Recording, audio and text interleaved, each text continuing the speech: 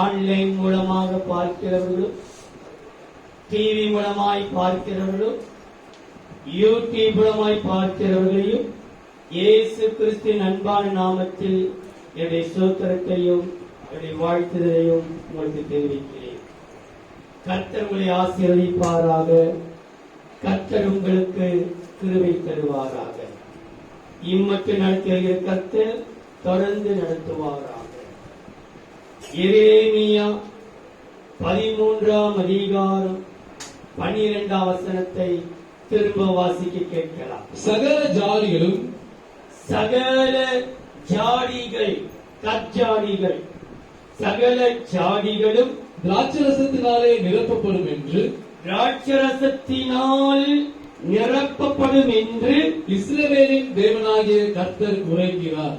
இஸ்ரவேலின் தேவனாகிய கர்த்தர் உரைக்கிறார் என்று என்கிற வார்த்தையை அவர்களுடனே சொல்.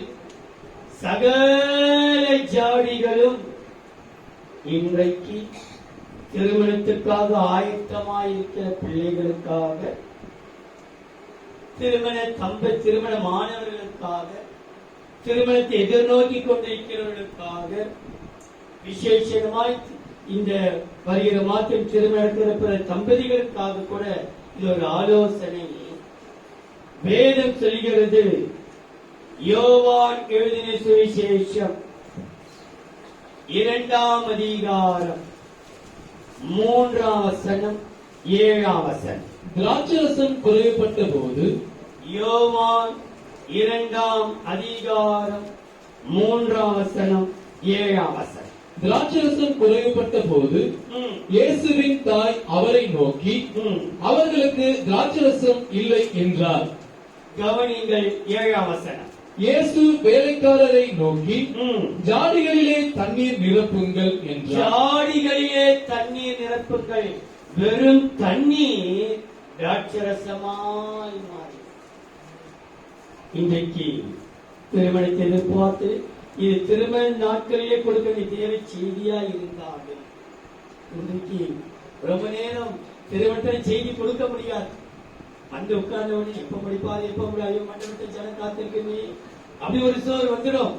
ஆனா அதற்காகவே இன்றைக்கு திருமணம் ஆகக்கூடியவர்களுக்காகவும், திருமண ஆனவர்களுக்காகவும், இனி வரப்போற நாட்களிலே திருமணத்துக்காக எதிர்நோக்கிற பிள்ளைகளுக்காகவும் கர்த்தரை செய்தி எனக்கு கொடுக்க சொன்னார். எரேமியா 13:12 எனக்கு காண்பித்தார். சகல ஜாதிகளும், அந்த 2 ஜாதி கற்ஜாடி, அந்த 6 ஜாதி மாத்திரமல்ல, எருசலேம் சபைக்குள்ள வந்திருக்கிற, மேலே அமர்ந்திருக்கிற, கீழே அமர்ந்திருக்கிற, படியேற்றி உட்கார்ந்து கொண்டிருக்கிற எல்லா ஜாதிகளும் திராட்சரசத்தினால் நிரப்பப்படும் என்று இஸ்ரவேலின் தேவனாகிய கர்த்தர் உரைக்கிறார் என்கிற வார்த்தையை அவர்களுக்கு சொல். எல்லா ஜாதிகளும் திராட்சரசத்தினால் நிரப்பப்படும். கானா ஒரு கல்யாணத்திலே திராட்சரசம் குறைப்பட்டது. ஏனென்றால் திராட்சரசம் குறைப்பட்டது. யோசித்து பாருங்கள், அந்த காலத்திலே திருமணம் என்று சொன்னால் திராட்சரசம், அதாவது புதிதும் பழமையும் முதல் தரமான திராட்சரசம் கல்யாணத்திலே கொடுக்கப்படும்.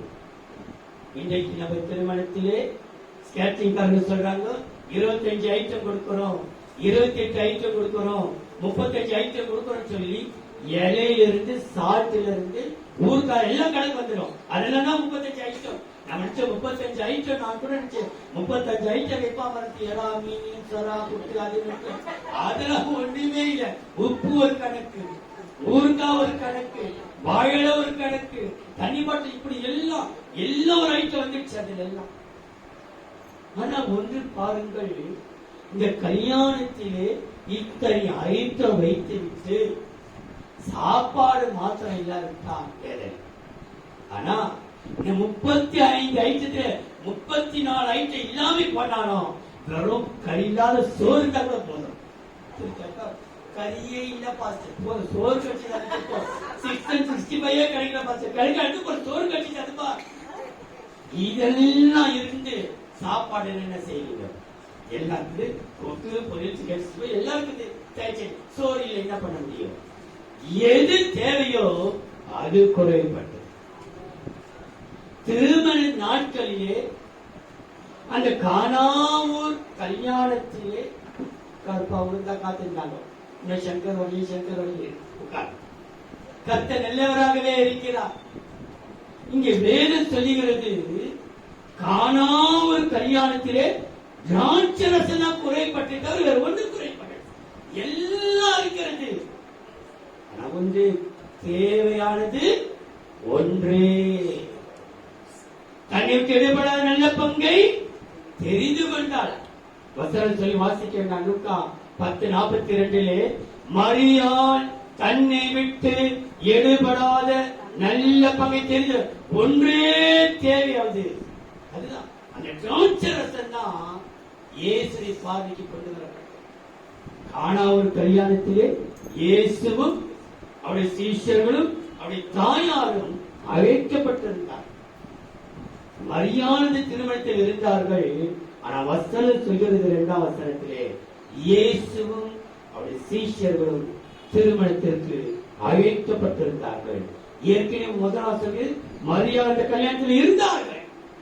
ஆனா அழைக்கப்பட்டது இயேசுவையும் சீஷர். தேவ பிள்ளைகளே, ஏன் எனக்கு அந்த திராட்சரசம் குறைபட்டது என்று சொல்லும்போது அதுதான் உங்களுக்கு சொல்கிறேன். நம்ம மேலோட்டமா இவ்வளவு காலம் நானும் படித்து அந்த வெளிப்பாடு எனக்கு கிடைக்காம இருந்தது. கடந்த நாட்களிலே நான் வாசிக்கும் பொழுது கர்த்தருக்கு வெளிப்பாடு கொடுத்தார். திராட்சரசத்தை தேவன் எதற்கு ஒப்பிட்டு பேசுகிறார்?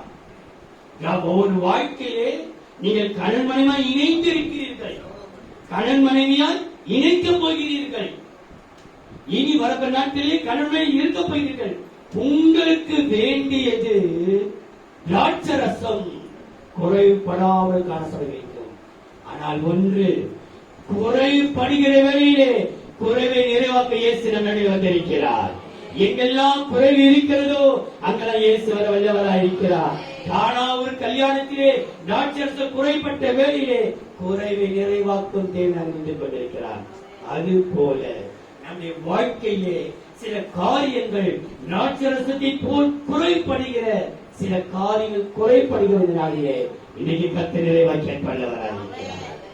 இன்றைக்கு இந்த திராட்சரசம் சகல ஜாடிகளிலும் திராட்சரசத்தினால் நிரப்புகள் என்று இஸ்ரவேலின் தேவனாய் கர்த்தர் உரைக்கிறார் என்கிறதை அவர்களுக்கு சொல்லி, அப்ப திராட்சரசம் குறைபடுகிறது. கானாவூர் கல்யாணத்திலே திராட்சரசம் குறைபட்டது, ஆண்டவர் நிறைவாற்றினார்.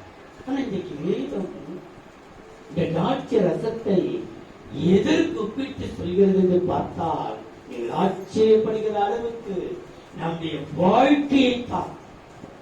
கல்யாணம் எப்போதுமே வெறும் தண்ணீர் ராட்சசமாக வெறும் தண்ணீர். நம்ம கல்யாணத்தில் சாதாரண வாழ்க்கை. எல்லா ஜாதிகளிலும் எல்லா மதங்களிலும் வாழ்க்கையில ஒருவரை நடக்க திருமணம், அது விசேஷம் தான். ஆனால் அந்த விசேஷித்த திருமண வாழ்க்கையே உங்களுக்குள் திராட்சரசம் குறைபடுமானால் குறைவை நிறைவாக்க இயேசுவை நீங்கள் உடனே கூப்பிடுங்கள். ஆண்டவரே, என் குடும்பத்துக்குள்ளே இந்த திருமண பந்தத்துக்குள்ளே திராட்சரசம் குறைபட்டிருக்கிறது, நீ வந்து நிறைவாக்கும் ஐயா. அவர் சாதாரண திருமண வாழ்க்கையை மதுரமாய் மாற்றிவிட்டார். இன்றைக்கு பேசுகிற அளவுக்கு கர்த்தர் நிறைவாக்கி வைத்திருக்கிறார். இன்னைக்கு திராட்சரசம் கற்சாடிகளே என்று சொல்லப்படாமல் சகல கற்சாடிகளிலேயும், அப்படின்னா கல்யாண தம்பதிகளுக்கு மாத்திரம் அல்ல, நீ கூடிக்க எல்லாருடைய ஜாடிகளும் திராட்சரசத்தால் நிரப்பப்பட வேண்டும் என்பது தேவனுடைய விருப்பம். திராட்சரசம் எதற்கு ஒப்பிட்டு சொல்கிறது? வாசித்து பாருங்கள்.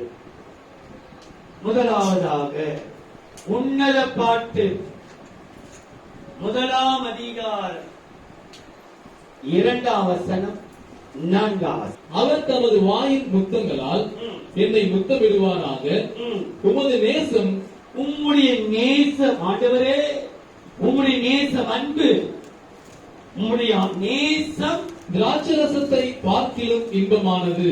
திராட்சரசத்தை பார்க்கிலும் தேவனுடைய நேசம், மணவாளனுடைய நேசம், மணவாட்டுடைய நேசம் திராட்சரசத்தை பார்க்கிலும் இன்பமானது. அப்போ நேசத்தை திராட்சரசம் குறைபடுதுன்னு சொன்னா உங்களுடைய அன்பு குறைபட்டிருக்கிறது.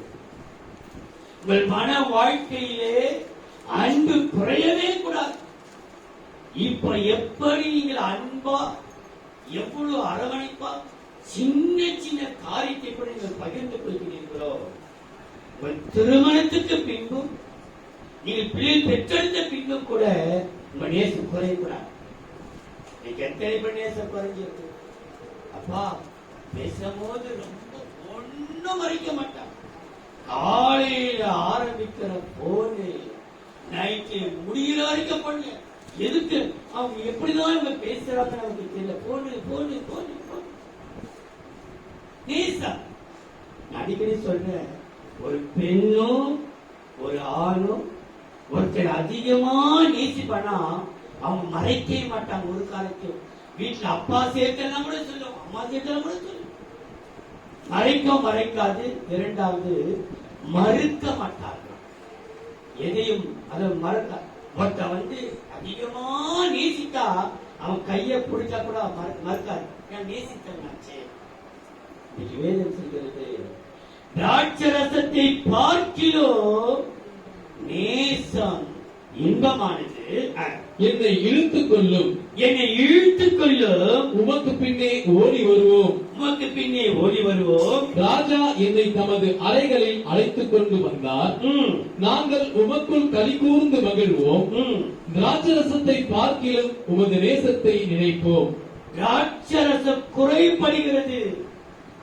ஆனால் சொல்கிறாரு, சகல ஜாடிகளிலும் திராட்சரசம் நிரப்பப்படும் என்று இஸ்ரவேலின் தேவனாய் கர்த்தர் உரைக்கிறார் என்பதை சொல், அவளுக்கு சொல். அப்படின்றால் சகல ஜாடிகளிலேயும் தேவனுடைய அன்பு நிரப்பப்படுகிறது. இப்போதே நிரப்பப்படுகிறது. திராட்சரசம் என்கிற நேசம் நிரப்பப்படுகிறது. நீங்க இன்னொரு வசனத்தை வாசியுங்கள். உன்னத பாட்டு 2ஆம் அதிகாரம் 5ஆம் வசனம். திராட்சரசத்தால் என்னை தேற்றுங்கள். உன்னத பாட்டு 2ஆம் அதிகாரம் 5ஆம் வசனம் எப்படி சொல்லியது பாருங்கள். திராட்சரசத்தால் என்னை தேற்றுங்கள், திராட்சரசத்தால் என்னை தேற்றுங்கள். கிச்சிலி பழங்களால் என்னை ஆற்றுங்கள், என்னை ஆற்றுங்கள். நேசத்தால் சோகமடைந்திருக்கிறேன். எதிரே சோகமடைந்திருக்கிறேன்? நேசத்தால். அண்டரே நேசம் கிடைக்கலையே. முதல் போல அன்பு செலுத்திட்டே இல்லையே. எங்க முதலாம் எனக்கு ஒண்ணுமே மறைக்க மாட்டாங்களே, இப்ப எல்லாமே மறைக்கிறாங்க. ஏன் தெரியலையே? நேசத்தால் நான் சோகம் அடைந்திருக்கிறப்பா. திராட்சரசத்தை பார்க்கிலும் நேசம் எவ்வளவு இன்பம். இன்னைக்கு தேவ பிள்ளைகள், திருமணான பிள்ளைகளுக்காக சொல்கிறேன், திருமணம் ஆக போகிற பிள்ளைகளுக்காக சொல்கிறேன், திருமணத்தை எதிர்நோக்கி இருக்கிறவர்களுக்காக சொல்கிறேன். உங்களுடைய அன்பு குறைவே கூட உங்க வாழ்க்கையிலே நீங்கள் உங்க கணவனை நேசிக்கிற நேசத்திலே, உங்கள் மனைவி நேசிக்கிற நேசத்திலே உடைய அன்பு இருந்து கொண்டே இருக்கட்டும். நேசத்தான் நான் சோகமடைந்திருக்கிறேன். இன்னொரு வசனத்தை பாருங்கள். 4ஆம் அதிகாரம் உன்னத பாட்டு 10ஆம் வசனம். உன் நேசம் எவ்வளவு இன்பமாய் இருக்கிறது. எப்படி இருக்கிறது? உடைய நேசம் எவ்வளவு இன்பமாய் இருக்கிறது. என் சகோதரியே, என் சகோதரியே, என் மணவாளியே, என் மணவாளியே, திராட்சரசத்தை பார்க்கிலும் உன் நேசம் எவ்வளவு மதுரமாய் இருக்கிறது. உடைய திராட்சரசத்தை பார்க்கிலும் நேசம் எவ்வளவு மதுரமாய். அதுதான் உங்களுக்கு சொல்லிக் கொள்கிறேன். தேவ பிள்ளைகளே, நம்முடைய சபையாரை பார்த்து சொல்கிறேன். சில பேர் சொல்கிறாங்க, பாஸ்டர் எங்க புருஷனை பார்த்தா ரொம்ப எரிச்சலா இருக்குது, என் பொண்டாட்டியை பார்த்தா எரிச்சலா இருக்கு, ஏன் தான் வரான்னு தெரியல, எரிச்சலா, அவரை பார்க்கவே எரிச்சல். ஏமா கல்யாணம் கட்டுவது எரிச்சல் வரலையே, இப்ப என்ன எரிச்சல் வருது? நீ சில நம்ம சொல்றோம், ஆனா வசனம் சொல்கிறது திராட்சரசம் குறைபட்டிருக்கிறது, சகல கற்சாடிகளையும் திராட்சரசத்தால் நிரப்புங்கள். திராட்சரசம் எதுக்கு ஒப்பிடப்படுகிறது? நேசம், அன்பு. பிள்ளையே, கணவனுக்கும் மனைவிக்குள்ள அன்புக்குள்ளே வேற யார் உள்ள நுழையப்படும்? வேற யார் உள்ள நுழையும்? அவள் கணவன் மனைவி இணைக்கப்படுகிறார்கள், இணைந்திருக்கிறார்கள். அவருக்குள்ளே வேற எந்த அன்பு, ஃப்ரெண்ட்ஸ் அன்பு கூட உறவுதான் இருக்கணும். சரி, எனக்கு ஃப்ரெண்ட்ஸ் தான் முக்கியம், நீ மற்றது அப்படி சொல்லக்கூடாது. உனக்கு முதல்ல உன் கணவன், முதல்ல உன் கணவன், அதுக்கப்புறம் தான் ஃப்ரெண்ட்ஸ், அதுக்கப்புறம் தான் சொந்த பந்தங்கள் எல்லாம், அதுக்கப்புறம் தான் மற்றவங்க எல்லாம். சும்மா நம்ம வந்து ஃப்ரெண்ட்ஸ் ஃப்ரெண்ட்ஸ் ஃப்ரெண்ட்ஸ், எனக்கு அது எனக்கு ஃப்ரெண்ட்ஸ் இல்லாம வாழ முடியாது, அதுக்கே கட்டினேன். ஃப்ரெண்ட்ஸே கட்டி இருக்கிறது தானே, ஏன் கட்டினேன்?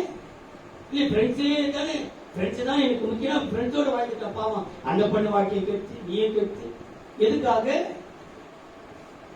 உன்னுடைய திராட்சரசம் குறைபட்டிருக்கிறது. கர்த்தர் நிரப்பவராக இருக்கிறார்.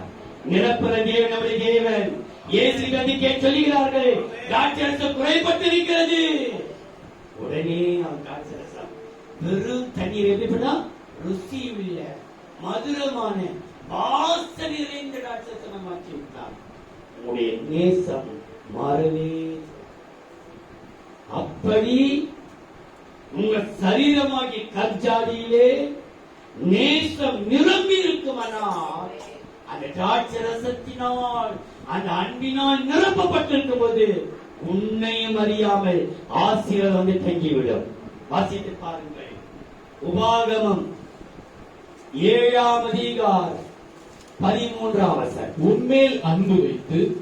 உபாகமம் 7ஆம் அதிகாரம் 13ஆம் வசனம். உன்மேல் அன்பு வைத்து. வசனம் எப்படி ஆரம்பிக்கிறது? உன்மேல் அன்பு வைத்து உன்னை ஆசீர்வதித்து. உன்னை அன்பு காய்ச்சலை போல உனக்கு ஆசீர்வாதம். பாஸ்டர், என்னைக்கு இவ கைய பிடிச்சனோ தர்தரம் பாஸ்டர்,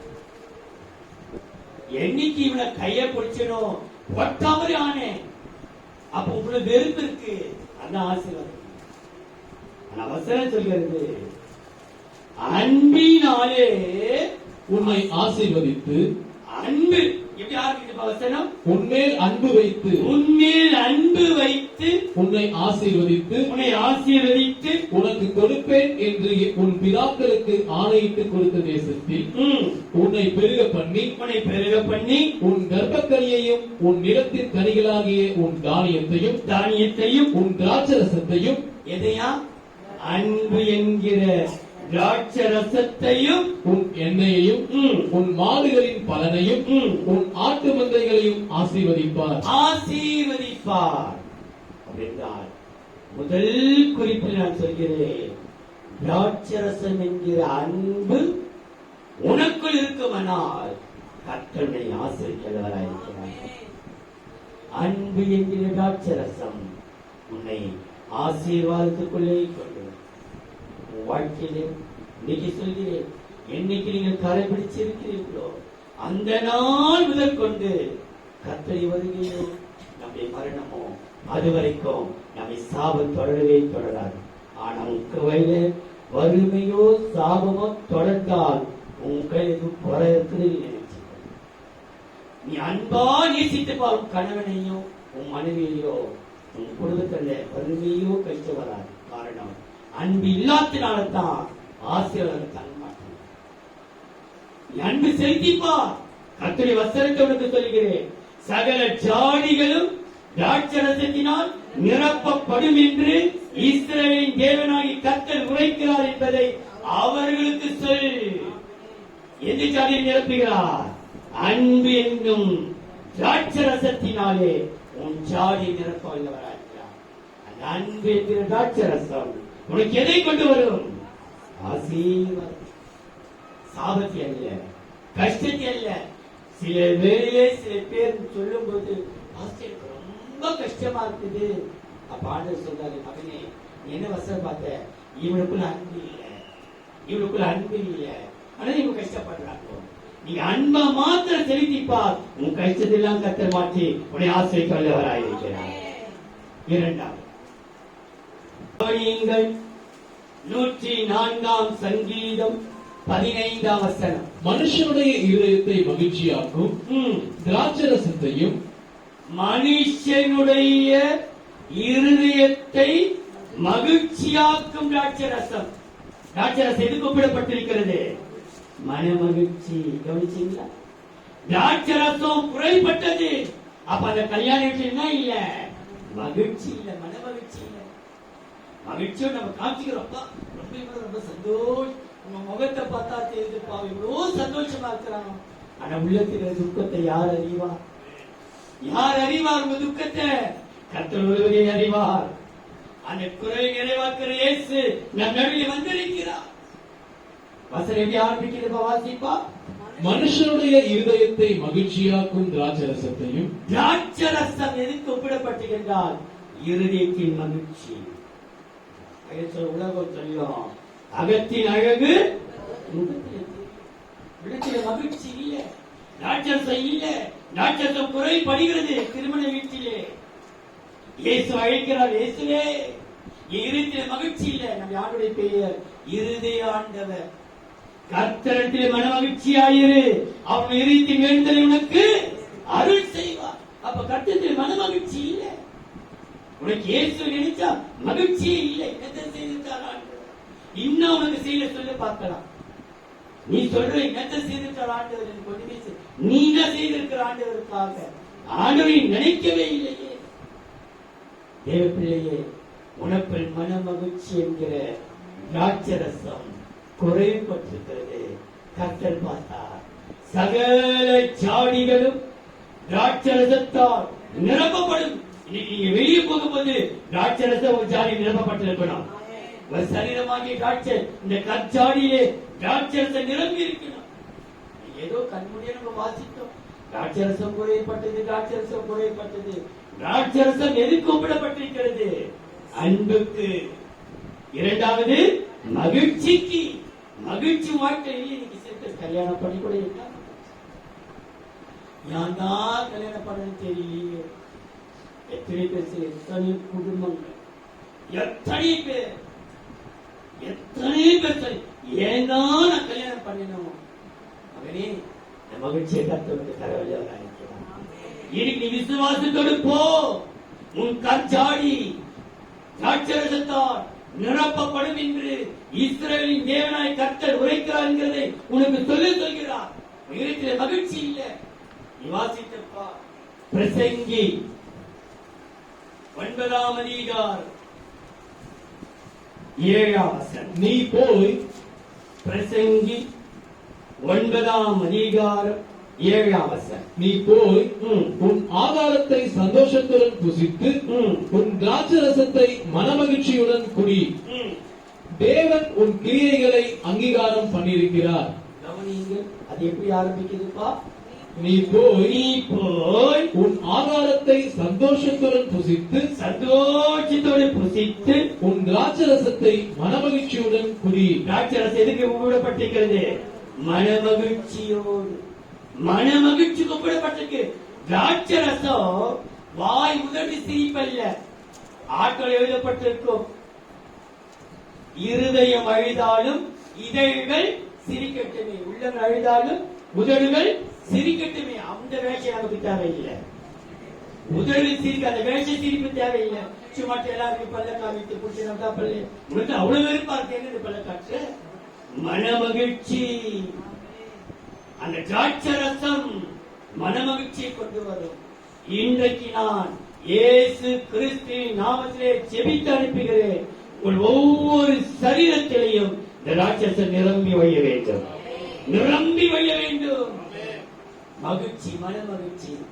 அப்படி மனமகிழ்ச்சியோடு இருப்பாயனால் கர்த்தருக்கு ஆசையை கொடுக்க போகிறார். பாருங்கள், அதை பிரசங்கி 10 அதிகாரம் 19 வசனம். விருந்து சந்தோஷத்திற்கென்று செய்யப்படும்.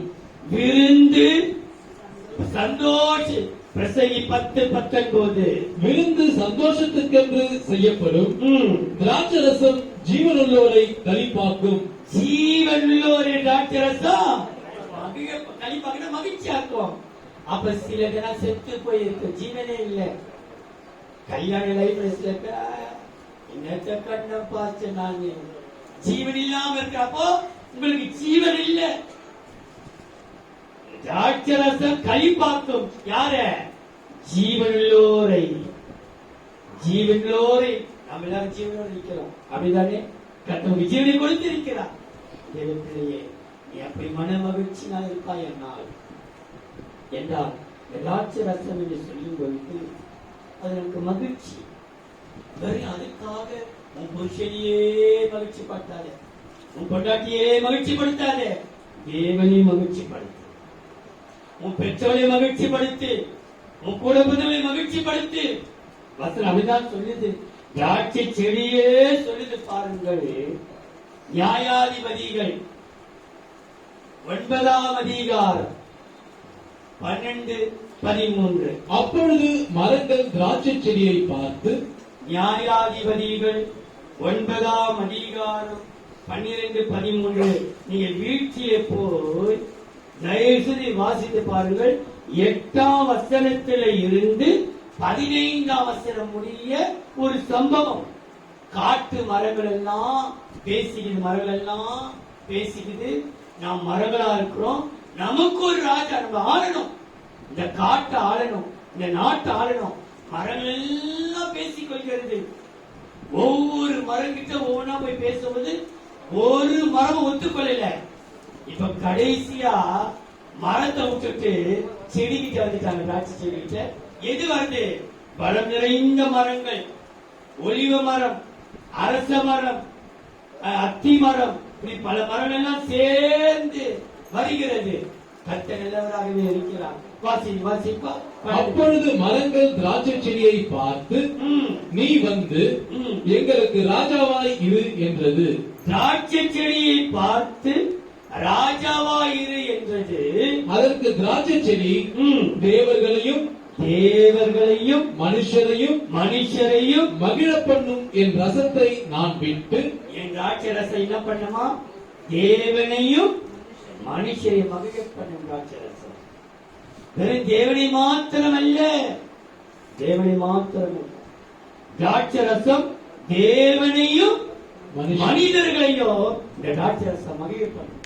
அதான் சொல்கிறேன், உன் குடும்பத்தை மாத்திரம் நீ மகிழ்ச்சி வச்சது மாத்திரமல்ல, கூட பிறந்த எல்லாருடைய இருதயத்தையும் மகிழ பண்ணும் இந்த திராட்சை ரசத்தினாலே இன்னைக்கு நிரப்பப்பட வேண்டும்.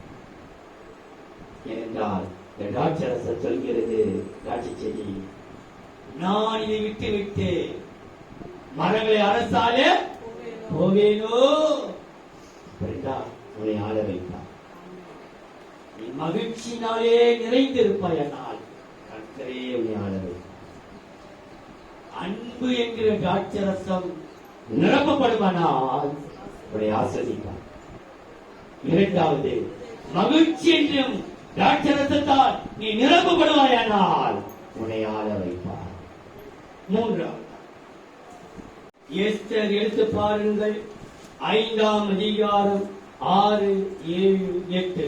விருந்திலே திராட்சரசம் பரிமாறப்படுகையில் ராஜா எஸ்தரை பார்த்து, விருந்து நடக்கிறது, எல்லாம் முடிந்து கடைசியா திராட்சரசம் பரிமாறப்படும் போது தான் ராஜா வாய் திறக்கிறார். பாருங்கள், விருந்திலே திராட்சரசம் பரிமாறப்படும் பொழுது ராஜா எஸ்தரை பார்த்து, உன் வேண்டுதல் என்ன? உன் வேண்டுதல் என்ன? அது உனக்கு கொடுக்கப்படும். நீ கேட்கிறது என்ன?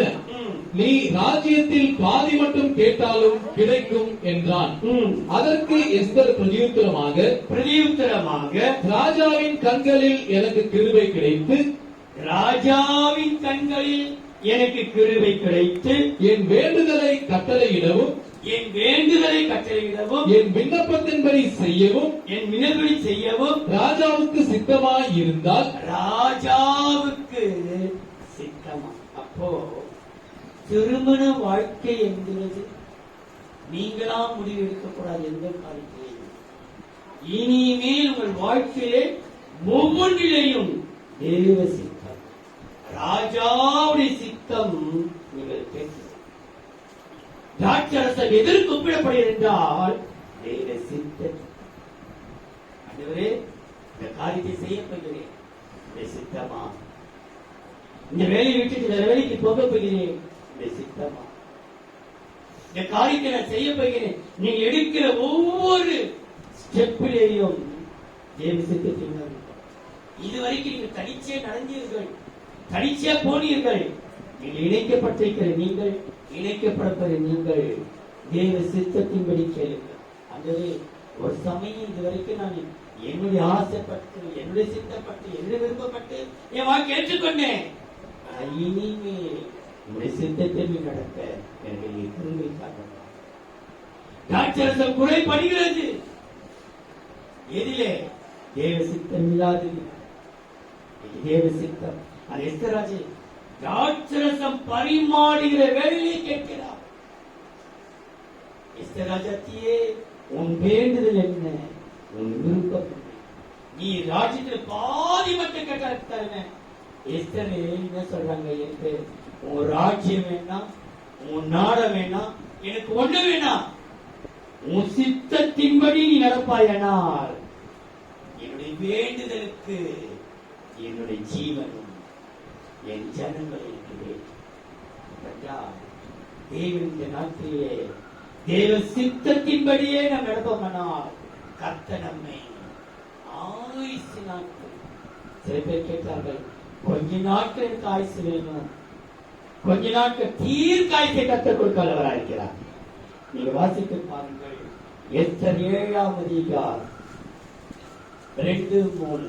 2ஆம் நாள் விருந்தில் திராட்சரசம் பரிமாறப்படும் போது, 2ஆம் நாளும் திராட்சரசம் பரிமாறப்படும் பொழுது ராஜா எஸ்தரை நோக்கி, எஸ்தர் ராஜாத்தியே, உன் வேண்டுதல் என்ன? உன் வேண்டுதல் என்ன?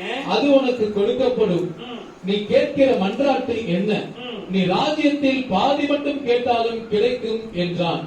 அப்பொழுது ராஜாத்தியாகிய எஸ்தர் பிரதியுத்தரமாக, ராஜாவே, உம்முடைய கண்களில் எனக்கு கிருபை கிடைத்து ராஜாவுக்கு சித்தமாய் இருந்தால், திரும்பவும் ராஜாவுக்கு சித்தமாய் இருந்தால், என் வேண்டுதலுக்கு என் ஜீவனும், என் வேண்டுதலுக்கு என் ஜீவனும், என் ஜீவன் எனக்கு ஆயுசு வேணும். ஆயுசு நாட்களோடு வாழணும், தீர்க்காயுசோடு வாழணும். என்னுடைய வேண்டுதலுக்கு என் ஜீவனும், என் மன்றாட்டுக்கு என் ஜனங்களும் எனக்கு எனக்கு கட்டளையிடப்படுவார்கள். கட்டளை வேண்டும். ஆண்டவரே, திராட்சரசம் என்றால் தேவ சித்தம். நமக்கு ஆயுசை கொடுக்கணும், ஜீவன். கர்த்தர் நமக்கு ஜீவனை கொடுக்கிறார். சில வேளையிலே நாம போல உயிரை மாய்த்துக் கொள்கிறோம். நான் செத்திரப்பேன். ஆனா ஒன்று, பிசாசும் அந்த ஜீவனை எடுக்கும்போது சில காய் ஒழுங்குபடுத்தலாம், கர்த்தரும் சில காய் ஒழுங்குபடுத்தலாம். ஒரு சந்தர்ப்பத்திலே எசேக்கியா ராஜா வியாதி கொடூரத்தினாலே ஜீவன் போக போகிறது. அப்ப கர்த்தருடைய வார்த்தை வருகிறது ஏசாயா மூலமாக, எசேக்கியா ராஜாவே, நீ பிழைக்க மாட்டீர், நீ மரித்து போவீர். ஆகையால் உன் வீட்டின் காரியத்தை ஒழுங்குபடுத்து. கர்த்தர் ஒருவரை எடுக்கும் பொழுது வீட்டுக்கு எல்லாவற்றையும் ஒழுங்குபடுத்து. சில பேர் சொன்னாங்க, அப்பா ஒண்ணுமே பாஸ்டர் இன்னைக்கு பட்டாங்களா, பொட்டு பேசிச்சா நல்ல சாவு. எதுமா நல்ல சாவு? தாட்டியும் ஒண்ணு சொல்லாம அல்ல படுத்து இப்ப சட்ட நல்ல சாவு. ஒண்ணுமே நடக்கல, யாருக்குமே ஒண்ணும் பேசல, போய் சேர்ந்துருச்சு. அவங்க பையன் நல்ல காமையா வசனம் சொல்லுது, வீட்டின் காரியத்தை ஒழுங்குபடுத்து. அதுக்கப்புறம் நீங்க அதே போல பிசாசு அகித்தோப்பே தன் ஆலோசனையை அப்சலோம் கேட்காததினாலே அவன் தன் வீட்டுக்கு போய் தன் காரியத்தை ஒழுங்குபடுத்தி நான்று கொண்டு சேர்த்தான்.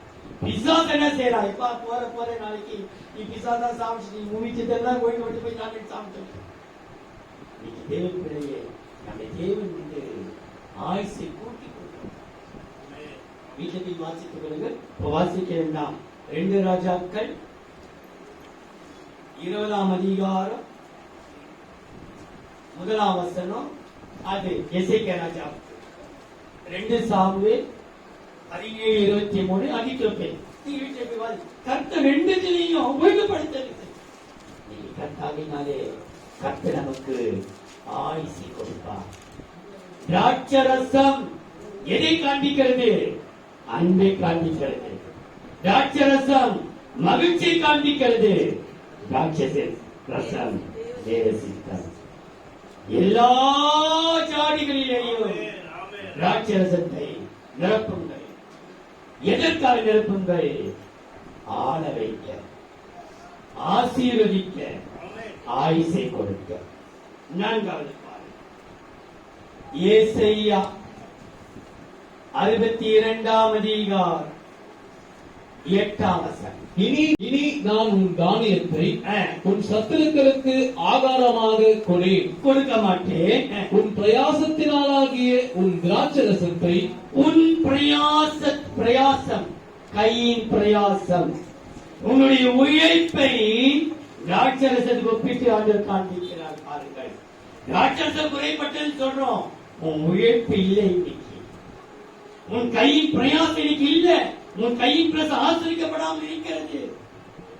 உன் கையின் பிரயாசமாகிய உன் பிரயாசத்தினாலாகிய உன் திராட்சரசத்தை அந்நிய புத்திரர் குடிப்பதும் இல்லை என்று கர்த்தர் தமது வலதுகரத்தின் மேலும் தமது வல்லமையுள்ள புயத்தின் மேலும் ஆணையிட்டார். அதுதான் சொல்கிறேன், உங்க கையின் பிரயாசத்தை நீங்க சாப்பிடணும். கர்த்தர் ஆணையிடுகிறார். உன் கையின் பிரயாசமாகிய திராட்சை ரசத்தை அந்நியன் புசிப்பதில்லை என்று தான் ஆணையிட்டு சொல்லுகிறார். அப்ப நீ சம்பாதிக்கிற பணம் எப்படி வட்டிக்கு போகுது? ஏன் வட்டிக்கு போகுது? ஏன் மருந்துக்கு போகுது? ஏன் வீண் செலவாகுது? நேற்று தான் பைக் ரிப்பேர் பண்ணி நீங்க காத்து இன்னைக்கு பஞ்சர் ஆயிடுச்சு 300 ரூபாய் கொடுத்து. நேற்று நான் சீட் ரெடி பண்ணு இன்னைக்கு பெட்ரோல் டேங்க் கிழிச்சு உடஞ்சிச்சு, என்ன பண்ணுவேன்? சரி, நேற்று நான் ஃப்ரிட்ஜ் ரிப்பேர் பண்ணி இன்னைக்கு வாஷிங் மிஷின் ரிப்பேர் பண்றேன். ஏன் உனக்கு கையில் ஏன் சாபம்? எதற்காக உனக்கு இவ்வளவு வீண் செலவு வருது? உன் கையின் பிரயாசம், உன் உழைப்பில் ஏன் ஆசிரியத்தை நீ பார்க்க முடியல? ரொக்கமா ஒரு சகோதரி சொன்னார், நான் ரொம்ப இது பண்ணேன். என்னுடைய கணவர் பணம் வந்துச்சு, ஆண்டவர் பண்ணி எங்க பிள்ளைங்களுடைய பணத்தை எல்லாம் கொடுக்க கணவர் பணத்தை கொடுத்தா 50,000 42,000 சேலரி ஆஃபீஸ் கொடுத்தார். எவ்வளவு பெருக்க மாட்டேன். யார் கொடுத்த? உன் பொண்ணு பிள்ளைகள் கொடுக்கலையே. சேலம் டாக்டர் கொடுத்த 42,000. தேவ பிள்ளையே, டாக்டர் கொடுக்க விட மாட்டா. வட்டிகள் உன் கையின் பிரயாசமாகிய திராட்சை ரசத்தை நான் அந்நியர் புசிக்க மாட்டான் என்று நான் ஆணையிட்டு உனக்கு சொல்லுகிறேன். யார் சொல்றாரு? நம்ம ஜீவன கர்த்தர் ஆணையிடுகிறார். அதனால் என்ன காரணம் என்றால், உன் கையின் பிரயாசல உன் உழைப்பு உண்மையா உழைக்கிறது. நீங்க கார்பரேஷன் காரன், ரயில்வே காரன் எல்லாம் தரித்திரமான காரணம் தெரியுமா? சைனை போட்டு வட்டி ஊரை சுத்திட்டு இருப்பான். கொஞ்சம் ரோடு பெருக்கிறதுக்கு சைனை போட்டு வந்து வீட்டுல உட்காந்து குமார் வச்சிருப்பான். அவன் சம்பளத்தை கத்துற ஆசைப்பாரா? சும்மா சார் உன் சைனை போட்டு வாங்க சம்பளம் செல்லுபடி ஆகலாம். உன் கையின் பிரயாசமாய் திராட்சை ரசத்தை அந்நிய புசிப்பதில்லை என்று என் ஜீவனை கொண்டு ஆணையிடு என்று கர்த்தர் சொல்லியிருக்கிறாரே. கர்த்தருடைய வசனம் என்ன? 128ஆம் சங்கீதம் 2:3. உன் கைகளின் பிரயாசத்தை நீ சாப்பிடுவாய். உனக்கு பாக்கியமும் நன்மையும் உண்டாயிருக்கும். உன் மனைவி உன் வீட்டோரங்களில் கனிதரும் திராட்சை கொடியை போல் இருப்பாள். உன் பிள்ளைகள் உன் பந்தியை சுற்றிலும் ஒலிவ மர கன்றுகளை போல் அழியாமல் உன்னை காப்பார். உழைப்பு உண்மையாயிருக்குமானால், உன் திராட்சரசமாகிய உழைப்பு உண்மை உத்தமமாயிருக்குமானால் ஒலிவ மர கன்றுகளை போல் உன் பிள்ளைகள் இருப்பார்கள். என்ன அர்த்தம்? ஒலிவ மரத்துக்கு இணை இல்ல, அழிவிப்பதில்லை. ஒலிவ மரத்துக்கு நோவா நாட்டிலேயே எல்லாம் அழிஞ்சு விட்டது. இப்ப புறாவை வெளியே அனுப்புறா, ஏதோ தண்ணி வச்சிருச்சா போது புறா ஒலிவு மலையின் இலையை பிச்சுக் கொண்டு வருகிறது. அப்படின்றால் ஒலிவு மரத்துக்கு என்ன இல்ல, அழிவில்ல. உன் பிள்ளைகள் ஒலிவு மர பண்டிகை போல இருப்பார்கள் என்றார். அப்போ கர்த்தரை அழியாமல் காப்பார். எப்பொழுது உன்னுடைய உழைப்பு உண்மையாயிருக்கும், உன் கையின் பிரயாசம் உண்மையாயிருக்கும் பொழுது உன் கையின் பிரயாசத்தை நீ சாப்பிடுவார். உனக்கு பாக்கியமும் நன்மையும் உண்டாகும். கர்த்தர் உன் கையின் பிரயாசமாகிய உழைப்பை கர்த்தரை நீ உழைக்கணும். இவ்வளவு காலம் உழைச்சு, நான் உழைச்சது போதும், நான் கொண்டா ரெஸ்ட் எடுக்கணும். நீ உழைக்க பிறந்தவன், உழைக்க பிறந்தவன், உழைக்கவே நம்ம அழைக்கப்பட்டிருக்கிறோம். இளைப்பாறுதல் கொடுக்கிறது கர்த்தர், ரெஸ்ட் எடுக்க வைக்கிறது கர்த்தர். எப்படி நமக்கு இளைப்பாறுதல் தருவார்? சக்தி உழைக்கிற வரைக்கும் உழைத்துக் கொண்டே, தேவை சந்திக்கிற வரைக்கும் நம்ம உழைப்போம். கர்த்தர் நம்மை அழியாமல் காக்க வல்லவராக இருக்கிறார். உன்னுடைய திராட்சரசம் உன்னுடைய உழைப்பால் நிரப்பப்பட, மற்றொரு உழைப்பை நம்ம சாப்பிடக்கூடாது, நம்முடைய உழைப்பை நம்ம சாப்பிடணும். அப்படிதான் கர்த்தர் ஆசீர்வதிக்கிறார். கர்த்தர் நமக்கு கருவை தருவாரா? கடைசியா முதலாவது சொன்னேன், அன்பு என்கிற திராட்சரசத்தால் நிரப்பு. கர்த்தரை ஆசீர்வதிக்கிறார். மகிழ்ச்சி என்கிற திராட்சரசத்தால் நிரப்பு, ஆள வைப்பார். தேவ சித்தம் ரசத்தால் நிரப்பு, ஆயுசை தருவார். கையின் பிரயாசமாகிய உழைப்பினாலே நிரப்பு, உனக்கு அழியாமல் காப்பார். கடைசியா லூக்கா எழுதின சுவிசேஷம் 10ஆம் அதிகாரம் 33-34. பின்பு சமாரியன் ஒருவன் பிரயாணமாய் வருகையில் அவனை கண்டு மனதுருகி மனதுருக்க உனக்கு இருக்கணும். ஒன்றா இந்த கற்சாடி மனதுருக்கத்தான் நிரப்பப்பட வேண்டும். மனதுருகி கிட்ட வந்து அவனுடைய காயங்களில் எண்ணெயையும் திராட்சரசத்தையும் வார்த்து, திராட்சரசத்தை வார்க்கிறாமா காயத்துல, விருந்துலதான் திராட்சரசம். அப்போ இங்க என்ன பார்க்கிறோம்? காயத்திலேயே. எப்போதும் திராட்சரசம் எல்லாத்துக்கும் உதவணும், விருதுக்கு மாத்திரம் அல்ல. காயப்பட்ட துக்க வீட்டிலேயும் திராட்சரசம் மனது இருக்கும். எல்லாருக்கும் சில பேருக்கு தான் வீட்டில் இருக்க ரொம்ப இறக்கும், ரொம்ப பாசம். ஒரு விசுவாசி, நல்ல விசுவாசி, 4-5 கோழி குஞ்சை வளர்த்தார்கள். வளர்த்து கொண்டிருக்கும் போதே ஒரு பறம் வந்து அப்படி கொத்தி கொண்டு போகுது. அது ரத்தம் சொட்டுது. என்னால பார்த்து எப்படி இருக்க, கண்ணீர் உருண்டு. ஏமா ஒரு 10 ரூபாய் கோழி குஞ்சு அதுக்காக ஏமா உருண்டு பண்ற? ஐயோ பாஸ்டர், என்னுடைய மனது இருக்கும், எனக்கு அவ்வளவு இடம் மனது, என்னால பார்த்து பொறுக்க முடியல. எனக்கு கத்தி கூச்சல் பண்ணும்போது அவங்க வீட்டுல 3 கோழி குஞ்சு வருதுதம்மா. ஓஹோ, அவ பக்கத்து வீட்டுதா? இப்பதான் மனதிற்குள் சொன்ன இவ்வளவு ஆழ்ந்தாற்பட்ட பண்ண பக்கத்து வீட்டு திருப்பி வந்துட்டு பத்தியா கோயில் குச்சி 10 ரூபாய் கோயில் குச்சி அவங்களுக்கு இன்னும் ரத்த கறி வந்துச்சா? பக்கத்து வீட்டு அவனுக்கு போட்ட மூட்டை கெட்டனுக்கு உண்டுதான் தெரியும். இன்னைக்கு அப்பேற்பட்ட மனதிற்கம் அல்ல, யாரா இருக்கட்டும் எழுதி அப்படி துடிக்கணும். காயங்களிலே திராட்சரசத்தை வார்த்து, திராட்சரசம் உன் காயத்துக்குள்ள உனக்குள்ள ஒரு மனிதர் இருக்கணும், ஒரு இலக்கிய இருதயம். மனதிற்கத்தை யாரா இருக்கட்டும், உன் குடும்பமா இருக்கட்டும், யாரா குடும்பமா இருக்கட்டும், கல்யாணமா இருக்கட்டும் சொல்கிறேன், உன் குடும்பப்படுறது உன் மாமியார் குடும்பம் நீ பார்க்கணும். இன்னைக்கு சில வேலையிலே நான் அடிக்கவன், நீங்க எப்படி சில பேர்களே புருஷனுடைய அப்பா அம்மாவை ஆண்டி அங்கிள், மனைவியுடைய அப்பாவை ஆண்டி அங்கிள் கூப்பிடுறாங்க. வேதத்தின்படி பாதி மாம்சம் புருஷன், பாதி மாம்சம் மனைவி. நீங்கள் ஒரு இருவராயிராமல் ஒரே மாம்சமா இருக்கிறீர்கள். அப்போ பையனுக்கு அப்பா என்ன, பொண்ணுக்கு என்ன வேணுமா? அப்பா தானே வரணும். அது எப்படி ஆண்டி ஆயிடும்? எப்படி அங்கிள் ஆயிடும்? ஆண்டி அவன அங்கிளா வேணாம், அப்பா அம்மா.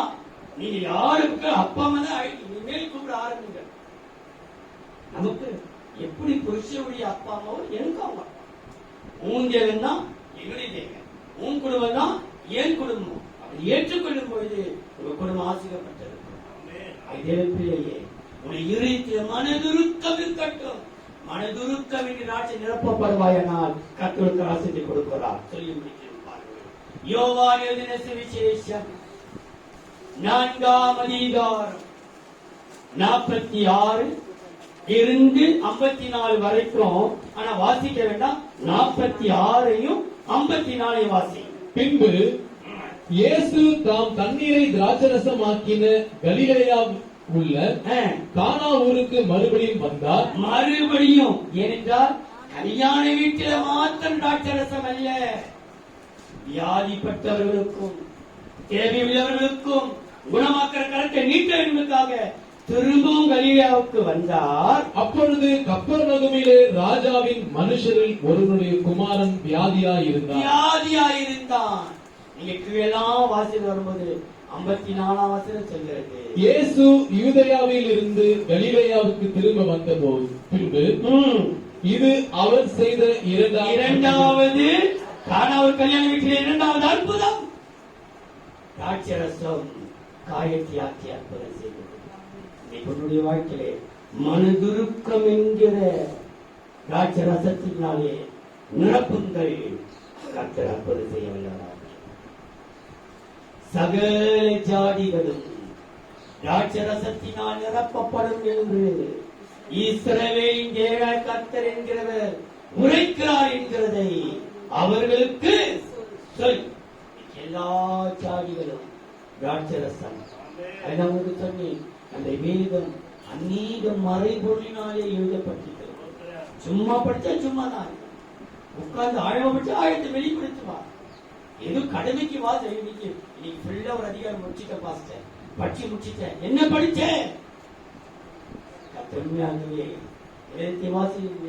வேறெங்க 12 கொடுக்கும் போது திருமணத்துக்காக பேச வேண்டிய செய்தியை இன்னைக்கு சகல ஜாதிகளும், எல்லா ஒரு ஜாதி 2 ஜாதி அல்ல, சின்னவர்கள் பெரியவர்கள் எல்லா ஜாதிகளும் சகல ஜாதிகளும் எதிராக நிரப்பப்பட வேண்டும். ராட்சசனால குறைப்பட்டது கானாவூர் கல்யாணத்திலே. தேவை எது? ராட்சசன். தேவையை குறையை நிறைவாக்குற இயேசு நம் நடுவில் இருக்கிறார். நமக்கு தேவை ராட்சச தேவையா இருக்கிறது. எங்களுக்கு அன்பு தேவைப்பா, எங்களுக்கு மகிழ்ச்சி தேவைப்பா, எங்களுக்கு தேவ சித்தம் தேவைப்பா, எங்களுக்கு உழைப்பு தேவைப்பா, எல்லாவற்றையும் எங்களுக்கு மனதுருக்கம் தேவையாண்டவரே. அதை நிரப்புங்க நிரப்புங்க. கர்த்தர் நிரப்பவராக அன்பின் தெய்வம், நன்றியோடு மெய்சோத்தரிக்கிறோம். ஆன்லைன் மூலமாய் பார்க்கிற பிள்ளைகளுக்காக, யூடியூப் மூலமாய் பார்க்கிறவர்களுக்காக, டிவியை பார்க்கிறவர்களுக்காக, மேலே அமர்ந்திருக்கிறவர்களுக்காக, கீழே அமர்ந்திருக்கிறவர்களுக்காக, படியத்தில் உட்கார்ந்து கொடுக்கிற ஒவ்வொருக்காக வருகிறோம். எங்களை ஒவ்வொரு ஜாடியையும் திராட்சரசத்தினால் நிரப்புவீராக, நிரப்புவீராக. திராட்சரசம் எது என்கிறதை இன்றைக்கு எங்களுக்கு ஆவியான ஒத்தாசை கொண்டு வெளிப்படுத்தி கொடுத்திருக்கிறீரே. திராட்சரசம் குறைபடுகிறதையா நீங்கள் அவரிடம் சொல்லுங்கள். அவர் என்ன சொல்லுகிறாரோ அதன்படி செய்யுங்கள். கற்சாடியிலே தண்ணீரை நிரப்புங்கள். வெறும் தண்ணீர் ராட்சசமாய் மாறி எங்களுக்கு அற்புதம் செய்யட்டும் ஐயா. எங்களை ஆள வையட்டும் ஐயா. எங்களை ஆசீர்வதிங்கப்பா. ஐயாமல் காத்துக்கொள்ளுங்கப்பா. இயேசுவே இயேசுவே எங்களுக்கு கிருபைத்தார். ஒவ்வொரு ஆசீர்வதியும் பெரிய காரியத்தை செய்யும். இயேசுவின் நாமத்தில் பிதாவே. ஆமென்.